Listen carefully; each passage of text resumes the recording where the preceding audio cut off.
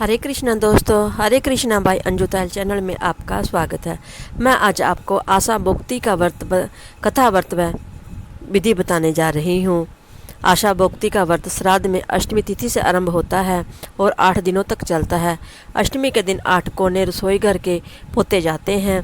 आशा भोक्ति की कहानी सुनने के बाद इन 8 कोनों पर दूध 8 रुपये, 8 रोली के छिट्टे, मेहंदी के 8 छिट्टे, काजल की 8 टिक्की, एक सुहाली और एक दीपक जलाएं। इस व्रत के आखिरी दिन एक फल, एक सुहाग पिटारी चढ़ाएं। 8 दिन तक इसी तरह पूजा की जाती है और आखिरी दिन व्रत किया जाता है। व्रत करने पर 8 सुहाली का वायना निकाला जाता है।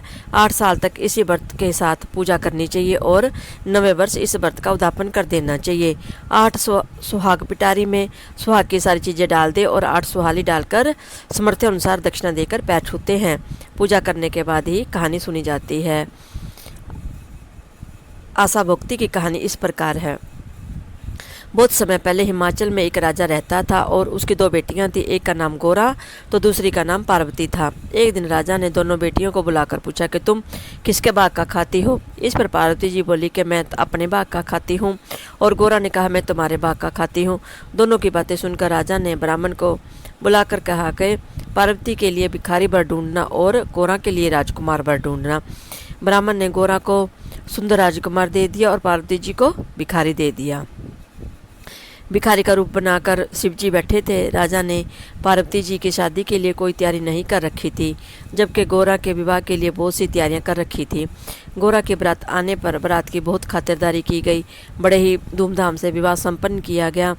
लेकिन पार्वती जी की बारात आई तब कुछ भी नहीं किया गया और बिना कुछ दिए कन्यादान कर दिया। शिवजी पार्वती जी को लेकर कैलाश पर्वत पर चले गए। जब पार्वती जी जाने लगी तो जहाँ पैर रखती वहीं की धूप जल जाती। शिवजी ने ब्राह्मणों से पूछा कि ऐसा क्यों हो रहा है। ब्राह्मण बोले कि पार्वती जी की भाभियाँ आशा भोक्ति का व्रत करती थी, उन्हें अपने पीहर जाकर उद्यापन कर दिया है। पार्वती जी भी अपने पीहर जाकर उद्यापन करेगी, तब इनका ये दोष खत्म होगा।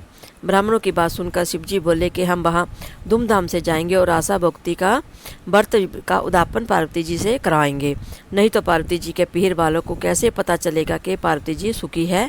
शिवजी पार्वती जी के साथ बहुत सारे गहने पहनकर चल दिए। रास्ते में उन्हें देखा कि किसी राजा की रानी को बच्चा होने वाला है, इसलिए वह बहुत परेशान थी और भीड़ भी बढ़ती जा रही थी। पार्वती जी ने पूछा कितनी भीड़ क्यों रखी है। लोगों ने उन्हें सब बात बता दी। इस पर पार्वती जी शिव जी से कहने लगी कि मेरी कोख बांध दो। शिव जी ने बहुत मना किया, लेकिन पार्वती जी ने जिद पकड़ ली कि अंत शिव जी ने पार्वती जी की कोख बांध ही दी।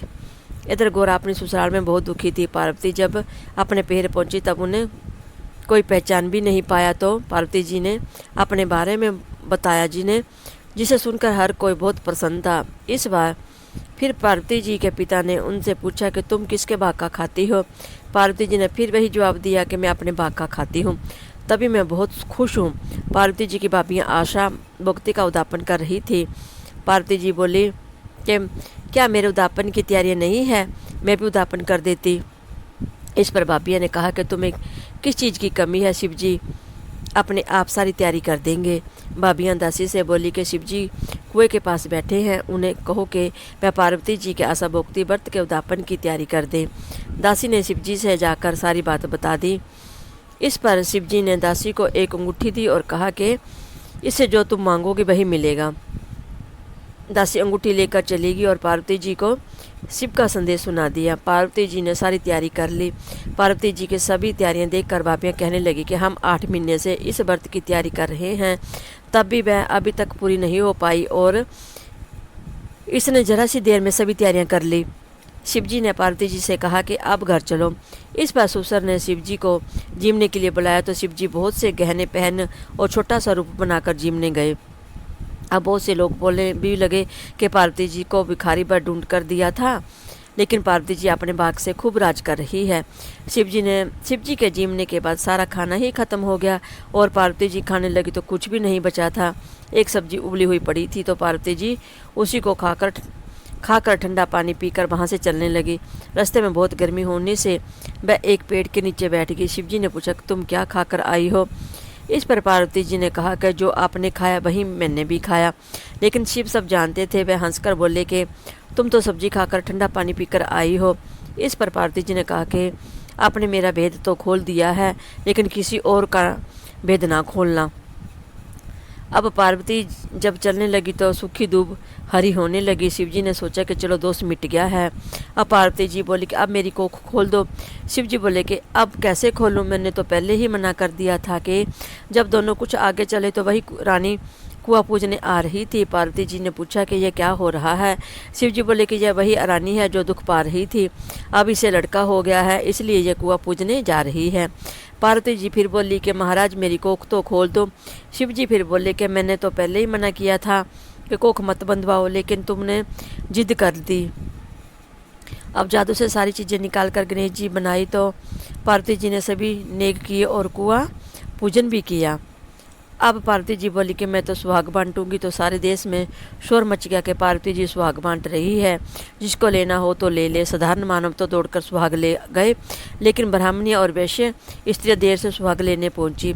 अब पार्वती जी ने कहा कि मैंने तो सारा सुहाग बांट दिया, लेकिन शिव जी बोले कि इन्हें तो सुहाग देना ही पड़ेगा।